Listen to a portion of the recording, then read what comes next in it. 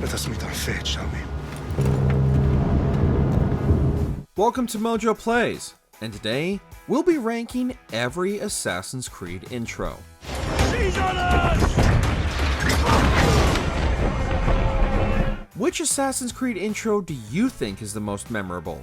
Let us know in the comments below. Before we begin, we publish new content all week long, so be sure to subscribe and ring the bell to get notified about our latest videos. Assassin's Creed. Watch a while longer and you might learn something. Indeed. The original entry isn't the best at hyping players up for what's to come.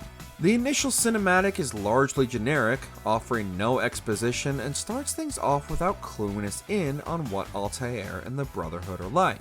In terms of what counts as the overall intro, that would be when Altair botches a mission due to his arrogance and has to answer to Al-Mu'alim for his actions. The latter seemingly slays his apprentice until Al-Mu'alim reveals he staged this as a symbolic way of stripping Altair of his ranks. The intro is essentially a way for the game to set Altair up on his quest to assassinate Al-Mu'alim's targets, but it lacks that extra punch needed to get fans excited straight away, which is further hampered by the slow pacing of the sequence. Let the people mask you such that you become one with the crowd. Do you remember? Assassin's Creed 3. We would have found another way. Yes. But then you would have known. Assassin's Creed 3's intro is so long that we play as both Haytham and Connor Kenway by the time the real story begins. Haytham's intro drags on a bit to fool first-time players into thinking he's an assassin before the reveal of his true nature as a Templar. Meanwhile, we follow several missions with Connor as a child all the way until he meets Achilles and begins his career as an assassin. What makes this underwhelming is how we're forced to undergo many training sequences, which can be jarring considering the many hours players would have already dedicated to the game. The contrast between Haytham and Connor's missions is too much to ignore, even more so when the game keeps giving us more training to undergo with both characters. Out with it. Forgive me, sir. I had hoped that I might study under you. Assassin's Creed Rogue. Admit it, I nearly had you. Nearly counts for nothing, Shay. Considering players know that Rogue is about assassin-turned-Templar Shay Cormac from the get-go, its intro feels rather needless. We have to go through a sequence where Shay's insubordinate attitude as an assassin is apparent, with the story clearly setting up his eventual heel turn. This aspect and the casual nature of the intro's gameplay don't come across as anything particularly fascinating. There's nothing inherently bad about the blend between stealth and combat here, but it's nothing we haven't seen before. All things considered, Rogue's opening doesn't set up much other than Shay's misplaced status with the assassins, which could have easily been skipped to get to the meatier part of the story straight away.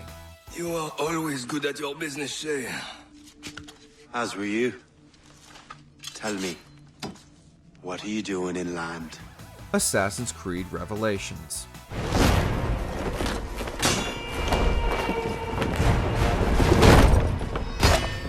Revelations goes for the cinematic approach in an attempt to start things off with a bang. The opening is a CGI cutscene detailing Ezio's arrival at the assassin's former fortress Masyaf, where he's captured. True to his status as a master assassin, Ezio makes short work of his captors, with the rest of the intro requiring players to eliminate these Templars. Revelations' intro helps in setting up the story as Ezio's quest to learn about Altair's past, and it also lets fans know that he's now near the end of his run as an assassin.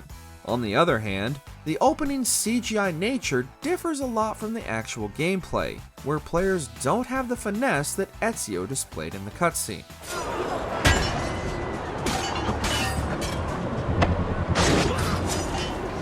Assassin's Creed Valhalla. Yes, good. Come here. Did you find the ring? Everything leading up to Eivor and Sigurd's travel to England counts as the intro for Valhalla, which does a fair job at familiarizing players with the protagonist's personality and motives. We're taken from the loss of his parents during Eivor's childhood to revenge against the man responsible as an adult. Valhalla's intro leaves enough room for fans to be accustomed with the way of the Vikings and learn about Eivor's allies. Their departure with adoptive brother Sigurd opens up the main story that awaits players in the New World, which is when the trademark Assassin's Creed logo shows up. It's an effective intro, but it also doesn't get adrenaline pumping for the next sequence. Instead, players are made aware that they'll have to start over, which can stir up mixed feelings. My crew is in danger. You must be my eyes. Assassin's Creed Unity.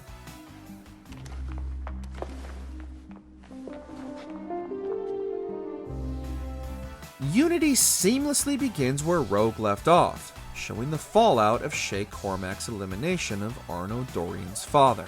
While this is the absolute beginning of the game, the overall intro lasts until Arno decides to clear his name from the murder of his adoptive father.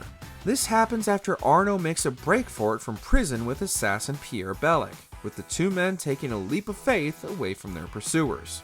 There's no doubt that this sets the tone and keeps fans invested in the story, as Arno's adventures truly kick into high gear. However, there's also the fact that Unity rehashes the intros of Assassin's Creed 2 and Brotherhood to an extent, since both those games have similar openings.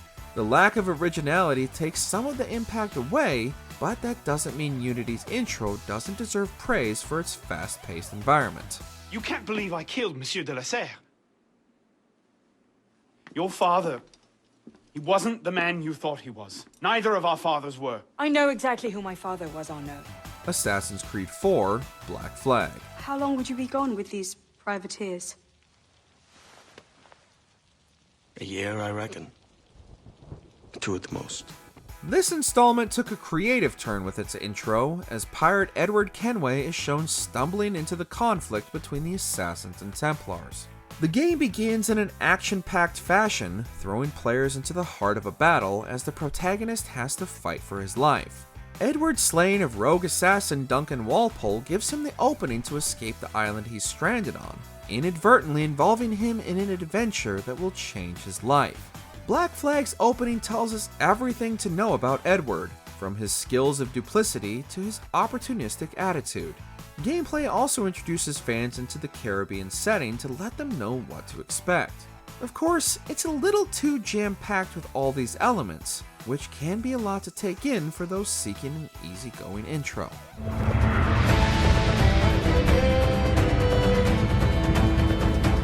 Assassin's Creed Brotherhood.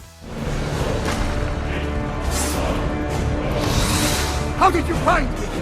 Mario Auditore, let me hear.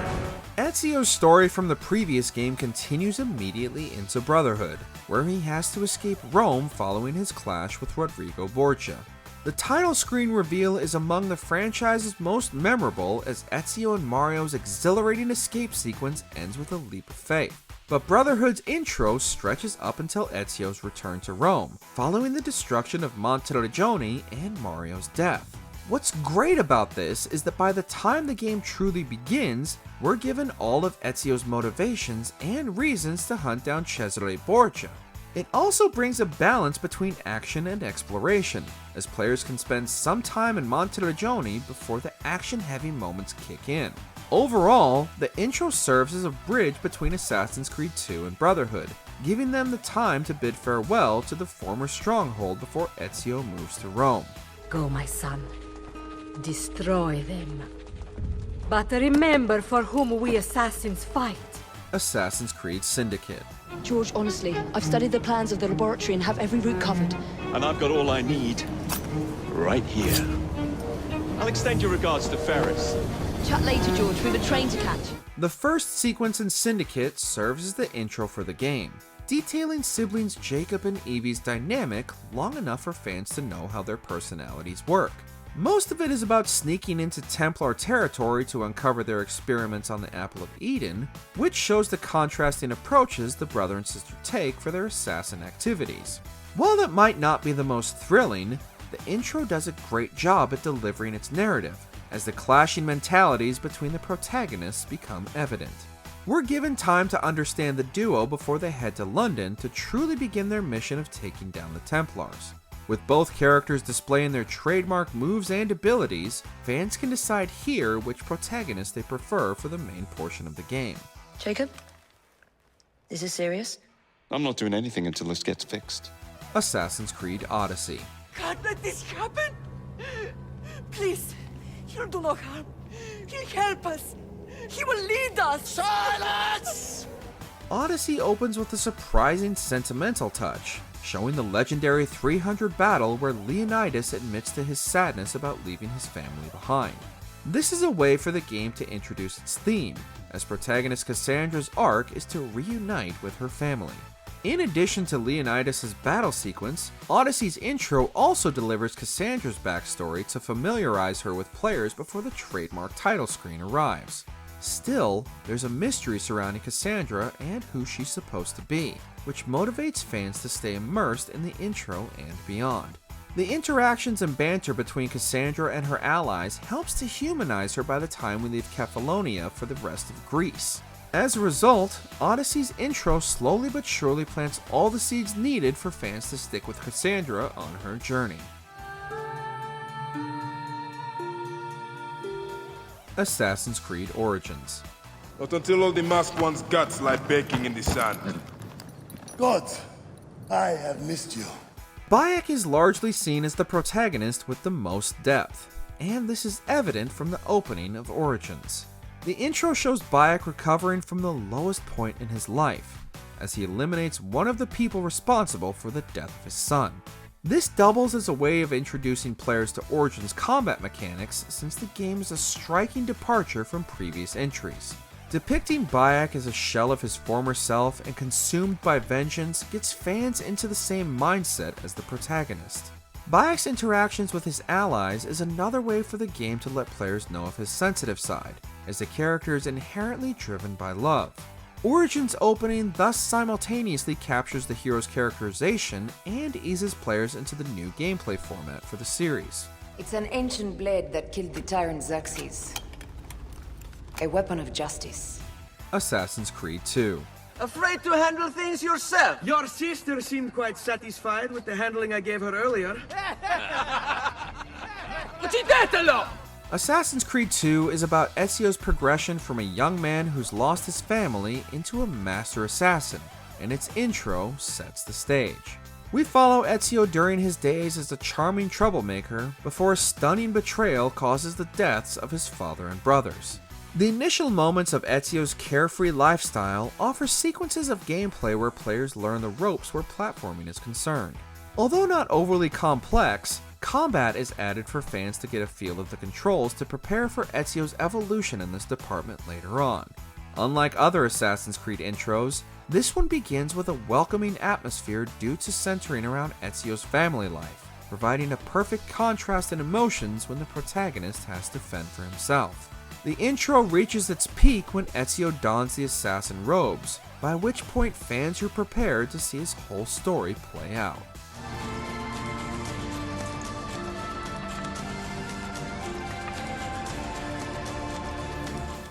Check out these other great clips from MojoPlays, and be sure to subscribe and ring the bell to get notified about our latest videos.